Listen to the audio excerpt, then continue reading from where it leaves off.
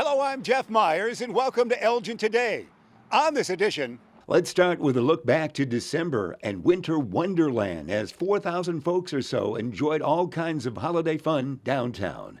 As we hear from Downtown Neighborhood Association's Executive Director, Jennifer Fucala.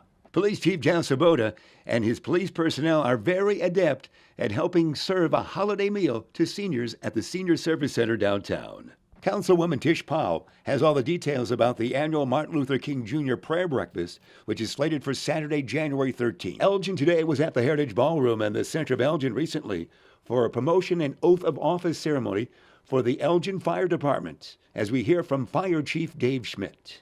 And Kai Rush, an Elgin Image Award Commissioner, tells us about the deadline this month for you to submit someone for an Elgin Image Award, with the event taking place in March. And the Mayor David Captain segment takes us to 1111 Davis Road in Munch's Supply as the mayor talks with the company's president, Robert Munch.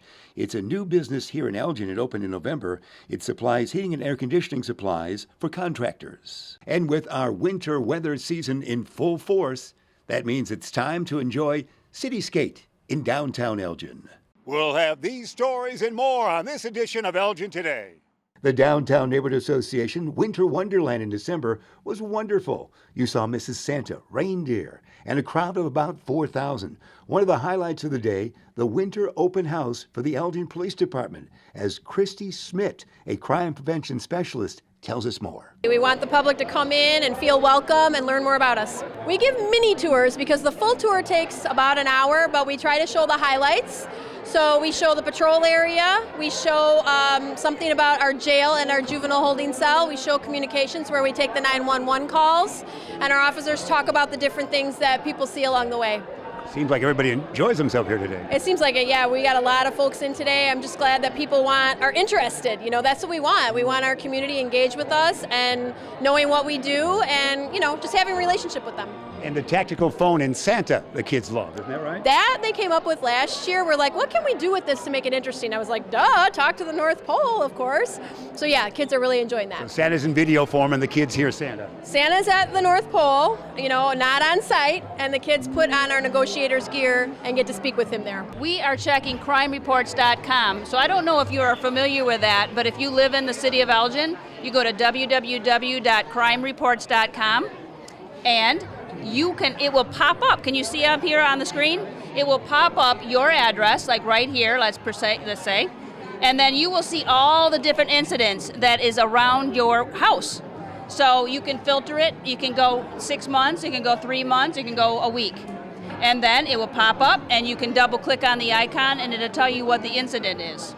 Wow. And then it will alert you. So if you want to know immediately what's going on and every time an incident happens, it can alert you by text or it can alert you by email. But it's a great, great tool if you live in Elgin and it's free. So why not go on and check and see what's going on in your neighborhood where you live? Or if you're moving to Elgin, check it out. We also spoke with the new executive director of the Downtown Neighborhood Association, who was delighted with the day. I could not be happier with how this has gone today. It's really been just absolutely wonderful. What a great crowd. It is. I understand from people that have been involved for many years that this is the largest crowd we've ever seen for this event. I think you're right. We've covered many, and yes, we're getting confirmation that's true. Incredible crowd. Yeah, and Mother Nature cooperated quite well with us today, and I'm just glad that was the case, because if it was 35 and drizzly, I don't think we would have the same level of enjoyment. We have had activities at all the businesses. We've still got some great entertainment going on over here in DuPage Court, and our winter market is happening in the Elgin Art Space Lofts. Today is actually the kickoff event for the winter market season, and we will be having a winter market from January through April on the first and third Saturdays at Art Space, so the fun's going to continue. And finally, we saw kids and parents, and this dad told us what he thought of the day. As an Elgin resident for 4 years, seeing these kind of events, it really does make a community come together. I really do. I do enjoy coming to these events. It's just something cool. 12 days later, at the holiday party for senior services downtown, the wait staff on this day were many individuals in uniform, as Police Chief Jeff Svoboda explains. Oh, it's always a great time here at Elgin Senior Services, and today we are serving lunch. And of course, it's for the Christmas party, but you got your whole troop here, don't you? We got a lot of volunteers from the police department, and we're so excited to be here because every year it gives us closer to the community, talking with the seniors, and many times there's side conversations of issues that maybe they're having, but generally it's just a great time of service. I saw some of your sidebar conversations. They're pretty good there, weren't they? They are. They're a handful sometimes. So you come here expecting to give it and get a little bit as well. But it's a great time. The senior community here in Elgin is so amazing, and Senior Services does so much for this community. So we're glad to be a part of it every year. We saw the full photo. You brought out many officers and personnel today, didn't you? Oh yeah, and we don't have to bring them out. We basically tell people, hey, we're going to be down here serving, and officers on their own time say, I'm going to spend my lunch serving the senior community. And I've been doing it now for probably about 15 years, and it's just so much fun every time. And Minnie and her whole crew here does a great job. But all in all, it's about the Christmas season, and the holidays are such a great time to be out here with the seniors. And the crowd loves you. The crowd, well, I love them just as much, but doing it so much, it's not just about the police, it's Jeff as well. And just service is just a big part of this community, and it's great. We saw you pretty adept with the salad. Now, do you have a kitchen ability in your past life and through college or anything? You know, as a police chief, you got to be ready to have the lined up employment ready. So yeah, I'm always working on bussing tables and passing out food. So I think I have a second career if I need it. Well, we appreciate all the great effort you do. Well, thanks. I got a great team around me, and when you work with the community, man, there's nothing we can't accomplish together. So it's a lot of fun. Next, we were at Jeff Turner's Holiday Community Meal on Sunday, December 17th at the lower level of the Hemmons Cultural Center, and we met up with Councilwoman Tish Powell. Tish has exciting news about the upcoming Martin Luther King weekend on January 13 and January 15. I am the MC this year. I'm really excited about it. We're making some changes to this year's event. It's usually been held at ECC, the Martin Luther King Prayer Breakfast. This year we're moving it to the lower level of the Hemmons, and our keynote speaker this year will be Illinois' own Secretary of State, Jesse White, who will be receiving a special award from the City of Elgin Human Relations Commission. So we're very excited to have Secretary Jesse White with us for our program this year. Jesse's been to Elgin many times. Jesse has been to Elgin many times, and the Jesse White tumblers are a regular hit in our 4th of July parade. So it'll be pretty exciting to have him here with us again. Some other changes to this year's event. We won't be having a Sunday program, but what we've done is take some of the really key parts of the Sunday program and blend them into the prayer breakfast. So the prayer breakfast starts at 8:30. It'll probably go a little bit longer this year, but it'll be great. It'll be in the lower level of the Hemmons, and it'll be a very, very nice event. It's very popular. It sells out fast, so make sure you go online to the City of Elgin's website at www.cityofelgin.org and get your tickets. So Monday is a great event. It's the culmination of a food drive that we do every year as part of MLK Celebration Weekend.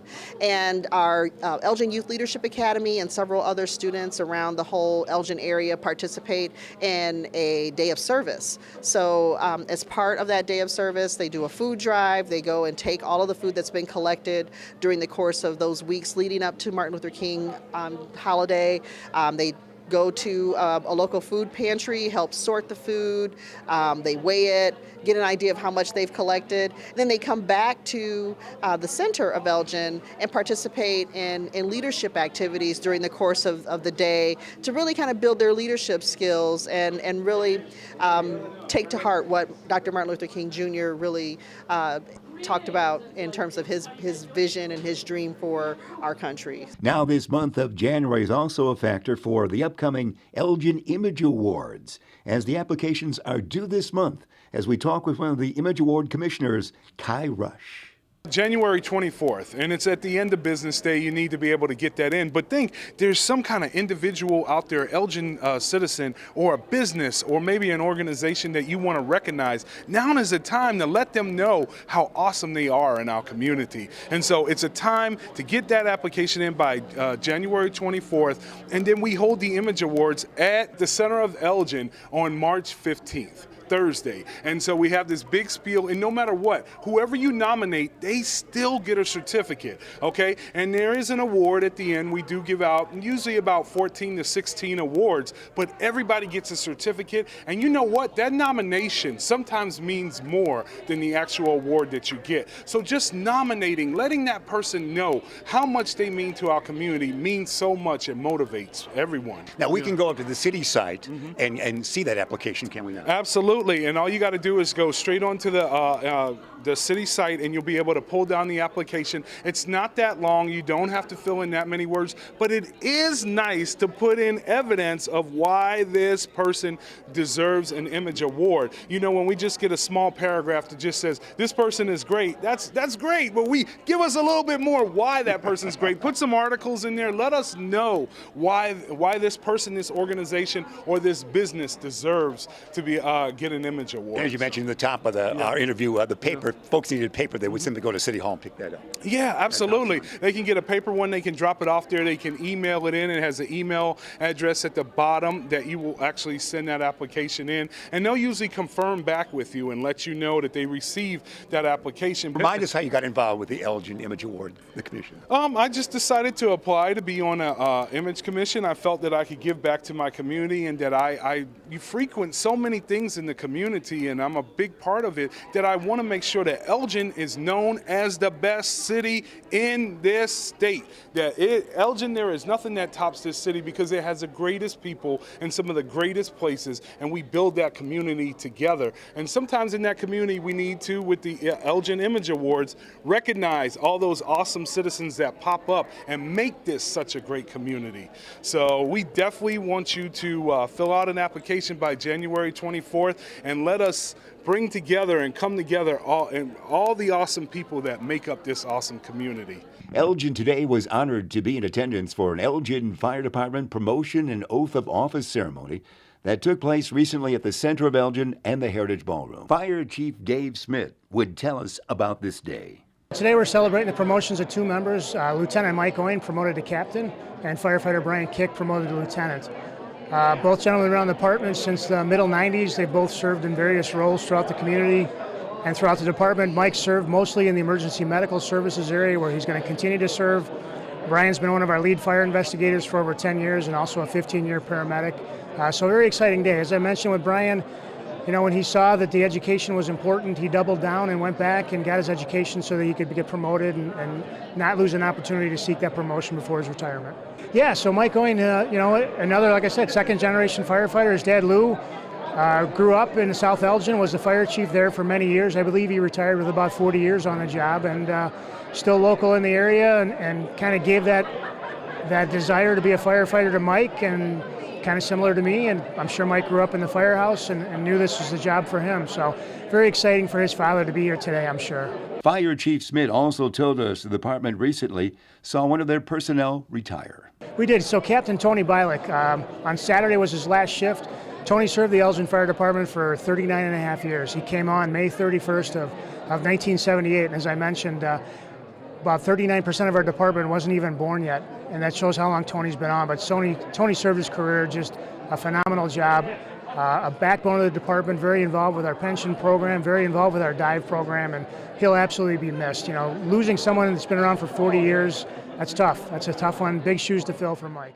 It's time for our segment with Mayor David Captain. And Mayor, you've got us traveling once again today. Yes, Jeff, we're out at 1111 Davis Road and welcoming a new business to Elgin, Munch's Supply. And with us today is Robert Munch, the president. And I was out here for their ribbon cutting and their grand opening a few months ago. And I was very impressed with him and with the business that they brought here. It's something unique. And it's, again, we talk about unique things going on in our city. And he told me the story of how this business started and how it expanded into what it is today. They provide supplies for heating and air conditioning, not for the Dave Captains of the world to come in off the street to buy something, but for the contractors. Wow. So this became a destination for people. They come from a large area around us, but I'd like to have Bob tell us how the business got started and how he got involved. Wonderful, beautiful building it is, Bob. I appreciate that, and thank you, Mayor. We're very excited to be here. And you are correct. We serve heating and air conditioning products to contractors. But the business didn't start that way. We actually started, my grandfather was a union electrician in the suburbs of Chicago down in Mokina, Illinois, and he started doing side work, installing electric supplies for his neighbors and friends. But there wasn't a local source for supplies, and what he needed was somewhere that was more convenient. So he'd have to drive downtown Chicago, pick up supplies, bring them back to his home. He'd put them in his garage so he'd have them there when he needed to do an installation.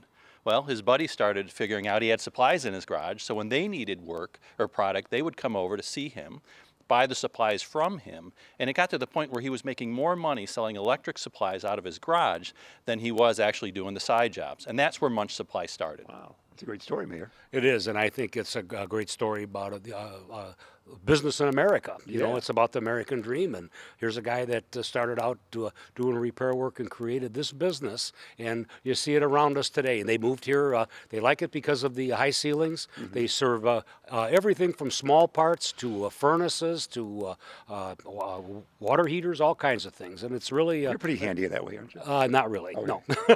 That's why they have professional contractors that do those things.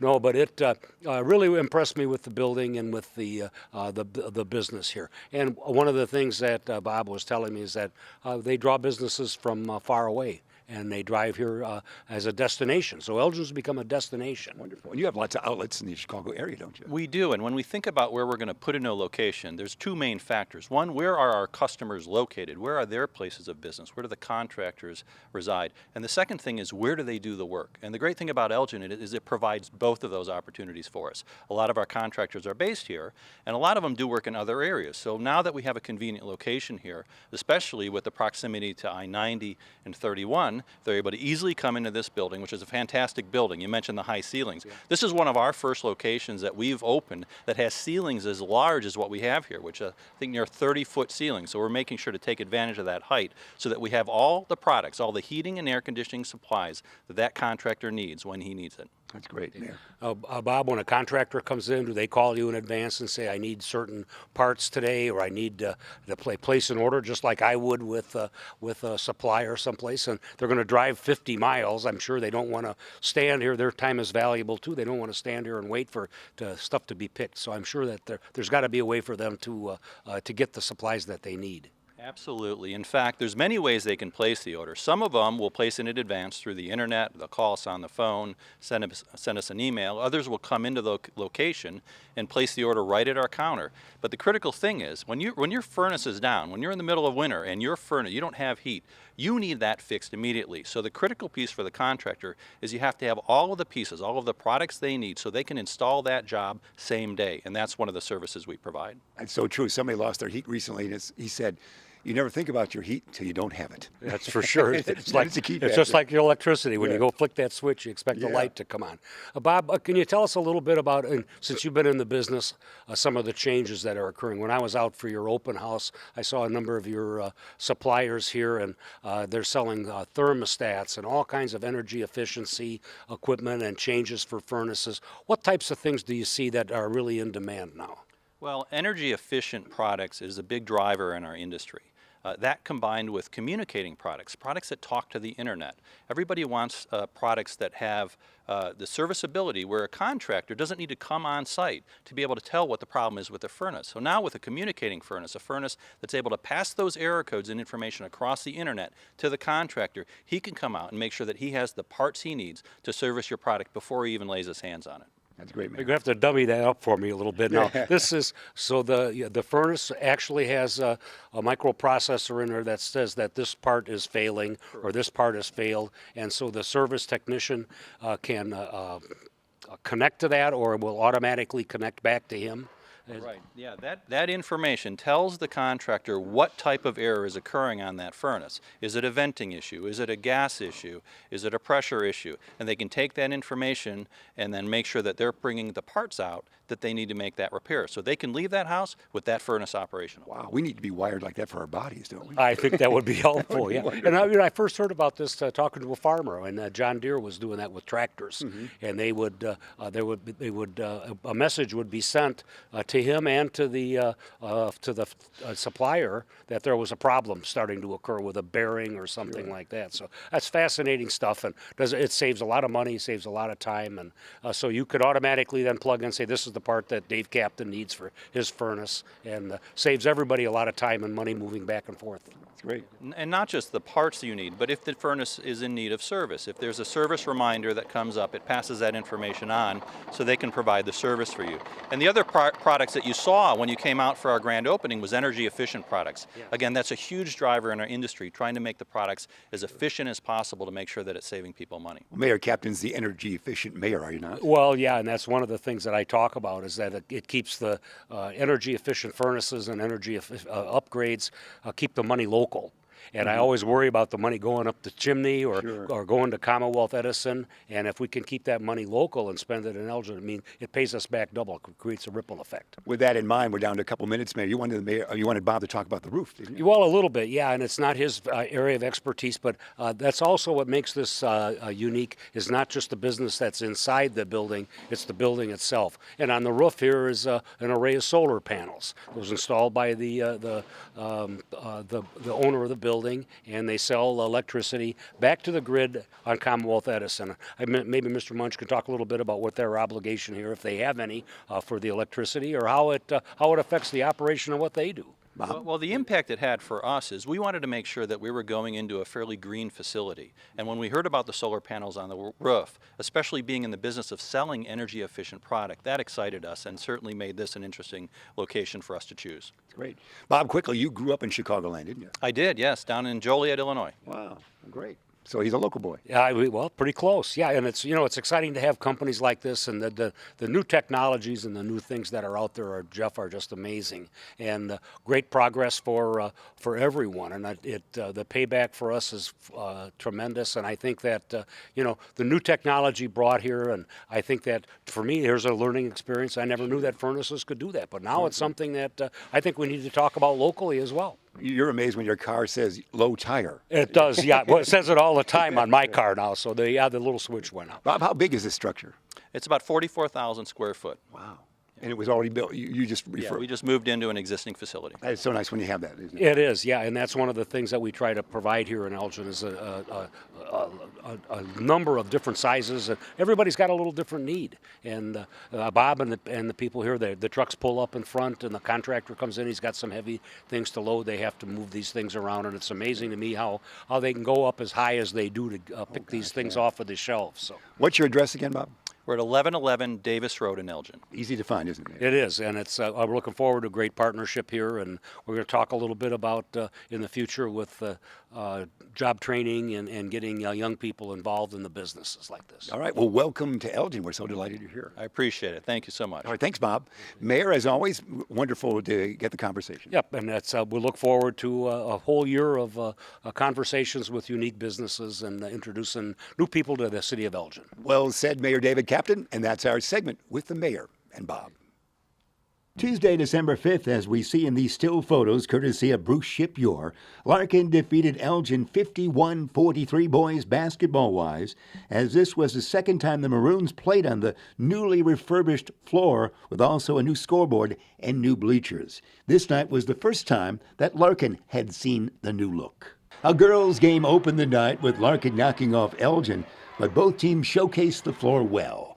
The night also was very historic in nature, as the Illinois Basketball Coaches Association awarded Elgin High boys basketball program this plaque honoring their 1,500 wins, a great showcase for the program and for its great longevity as well. Coach Jim Harrington, who was the head coach basketball-wise for the Maroons from 85 to 2000, he was in attendance to help accept the award and told us this before that happened. It was very nice of Mike Sitter and Paul Penning to give me a call and ask me if they come by. Boys basketball state organization is presenting a ball to Elgin High School on the number of wins that they've accomplished over their history of their school, and it's over 1,500 wins, which puts us in the top 6 to 10 schools. I don't know how many there are, but that have that many wins. So it's just a great atmosphere here. It's always been a great place to come, and this renovation is unbelievable. This gym, great, yeah. Really I looks think good. I think people can jump now. before playing the concrete. Now this floor, there should be some great spring. Next, we travel to Advocate Sherman Hospital, where Councilmember Rose Martinez was part of a group of hospital personnel and interested others seeing something new and important in cancer care. Everyone present was seeing in the Radiation Oncology Department of the Cancer Care Center of the hospital the new linear accelerator. Hi, I'm Dr. Courtney Koch. We're seeing the opening of the new Regional Cancer Center at Advocate Sherman Hospital. What will that mean to the hospital and the patients? It'll mean a new wave of groundbreaking care, cancer care that we'll be giving to our patients and servicing the Fox Valley community. What an amazing day. Our replacement linear accelerator, hard to believe. Our previous one was only 8 years old, but new technology required that we bring the best to our patients. And of course, I think you know, Jeff, we're the only one in the area, probably in all of Chicagoland, that has a healing garden wall inside where the linear accelerator does its important work. We're thrilled to be able to offer this to our community. Brand new equipment, state of the art, something that's very precise. The room is brand new. They were very forward thinking of having a room for the family, a big screen TV to show the family at the same time. They have another room where every time you come and they examine you. So all of these things were forward thinking. If you look at the control panel, you can see the patient in like 4 different views. And that's very important for what he needs to do. Winter weather and the accompanying cold temperatures help City Skate be available for skating. Located at the Robert Gilliam Municipal Complex between City Hall and the Hemmons Cultural Center, warming hours are Monday through Thursday 4 to 8, 4 to 9 on Friday, 12 to 9 on Saturday, and 12 to 6 on Sunday. During warming hours for $4 with your ID, skates are available for rental. City Skate, always a great part of Elgin's winters. We're going to wrap up our January edition of Elgin Today. We decided to talk it over with Peggy Stromberg. Peggy, you're doing so well here at the wonderful Elgin Public Museum at Lord's Park. How are you? I'm fine, thank you. I'm glad you're here. We were so delighted with touching on traditions. We had fun. Wanted to remind the folks in January and February, you still got things going on, don't you? We do. In January, we have a story hour. We have Science Night, which is a big deal. It's a very big deal. And we have Feed the Bison. And we have that again in February and again in March. It's always the last weekend, isn't it? Yes, the story hour is the first Saturday of the month, and the bison feeding is the last. And on chilly January days, it's fun to feed the bison, isn't it? It is. Right out here at Lord's Park, the park. Yes, and this January, the story time is about polar bears. Really cute little polar bears, So your museum here at Lord's Park, you kind of shut down for the winter months, but in January you had those programs for us, and you're back in full force later this year. Yes, we start back in full force in February. We're open weekends 12 until 4 on Saturday and Sunday. And when school's out, then we're open every day. And when we talk about the Lord's Park Museum, we talk history, because this place has been around for a long time. At least partially completed, it was around for a long time. It has. It started in the 1890s, that's right. And then we never did complete it until recent times, did we?